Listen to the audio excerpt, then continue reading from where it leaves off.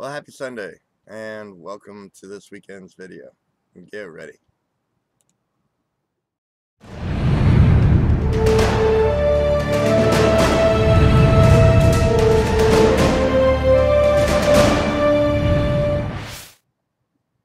Well, lately it's gotten a little harder for me to think of what I'm going to talk about for a video.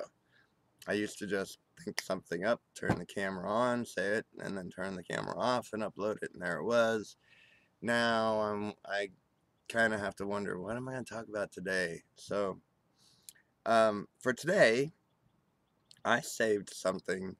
Uh, Somebody commented on a video I did 2 summers ago, as a matter of fact, and they commented just a few days ago, 4 days ago, as a matter of fact, and I was like, okay, I'm gonna talk about that for my video, or I'll save it for the weekend in case I don't know what I'm gonna talk about.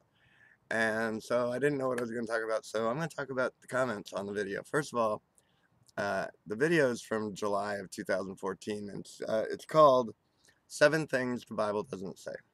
And basically, I'm just talking about 7 things that people commonly say are in the Bible, and they're not in there, or they're not said the way people like to say they're in there. And so I mentioned, like, money being the root of all evil, when it's not money the root of all evil, it's love of money, and that's in 1 Timothy, and a bunch of other stuff. And but one of the 7 things I mentioned was the sin of Sodom was not homosexuality. It was that they didn't care about the poor and the needy. And so one of the viewers, commented 4 days ago.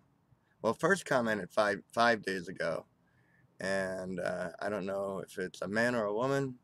They go by Florinu123K. So that's their handle on YouTube. And so he or she is saying Ezekiel 16:50, and they were haughty and committed abomination before me. And abomination is in all caps. Really, take note of it. Scream it. Therefore I took them away as I saw good. And then he or she is asking me, can you please tell me what is the abomination of Sodom? And can you show me where in the Old Testament does it say that not caring for the needy is an abomination? So I replied to her that day really quickly. I said, hello, Florinu123K.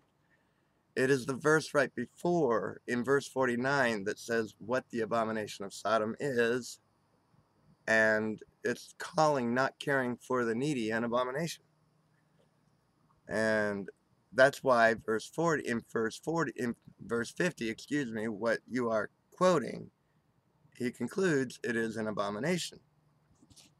So let me read you 49 and 50. I'm going to do it from my sword on my phone, because it's a little easier to read than try to reading across the screen.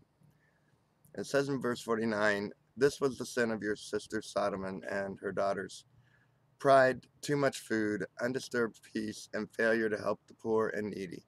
In their arrogance, they committed detestable practices in my presence, so when I saw it, I removed them.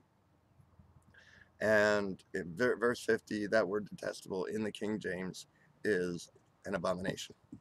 So here, this person, he or she, is very focused on this abomination thing. Can't get off the subject of abomination.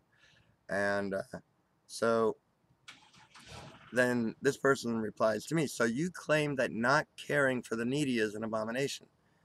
No, that's not me claiming. That's in Ezekiel. Ezekiel is saying that's an abomination.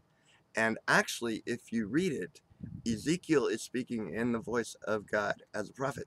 This is God saying it.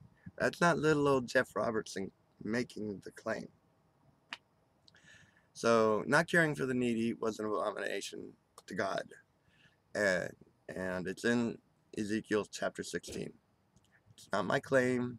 It's written in Ezekiel, originally said by no one other than God.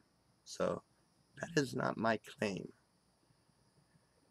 And then he or she asks, then where does Moses make that claim? Well, Moses is really important to you, obviously, because that's where the law comes from, I guess, because you're so big on this abomination thing, and you know in Moses' law it says that any man who lies with a man with a woman, it's an abomination. So I'm not denying that it says that in Moses' law that came 400 years after this. But let me also tell you about that. Sodom, at the time of Sodom, at the time of Abraham, that was 400 years before Moses. That was 400 years before the law. So at the time of Abraham and Sodom,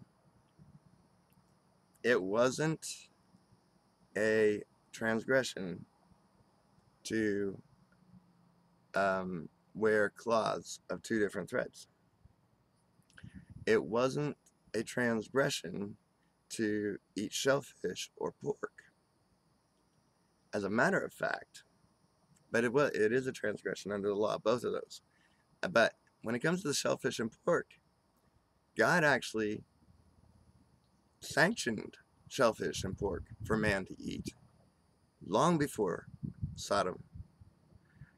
But if you're going to quote the law and everything, if you're going to get focused on that, you are going to miss out on the big picture. Because, first of all, let's get to the shellfish and stuff. When Noah disembarked from the ark back onto dry land, God gave him everything that creeped and crawled on the earth for food.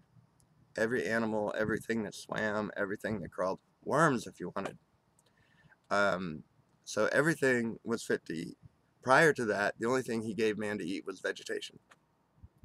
So that was a long time before the law came along. That was a long time before Sodom. So then Sodom comes along and they're destroyed. And we hear about all this nasty stuff going on where there's debauchery and all kinds of sexual, escapades and everything else and everything. But we find out from Ezekiel that the sin that warranted their removal, and the words are removed in many translations, their removal was because they did not care for the needy. But even then, if your focus is on an abomination, if you're trying to focus on a sin and just one part of the law, or even just focus on a law that even Abraham did not have to live under, nor did people for 400 years after Abraham. And then from Moses until Jesus, that was 1,400 years where those things were transgressions. But here's the big picture, so don't get too focused on that law, because that law was only in effect for 1,400 years. And what you need to get focused on is the big picture. The big picture is that the law was only given to reveal sin to humanity, so that man, seeing he has a condition of sin, would look for a savior, look to Jesus, look to God for his righteousness. Because you're not going to find any righteousness in not eating pork or abstaining from sex or anything else. That's not going to make you righteous. Paul said the law never made anybody righteous. Paul also said, thanks to the cross and what Jesus did, the law was taken away. It's been abolished. So if you're going to focus on these little things, if you're going to focus on a law or the whole law, you are going to miss the big picture. You're going to miss the gospel. You're going to miss out on some peace. You're going to miss out on some grace, because the gospel is about peace and grace. So please don't get focused on one little thing, because you're going to miss the big picture if you do. It's revolutionary. I know. But have a revolutionary week.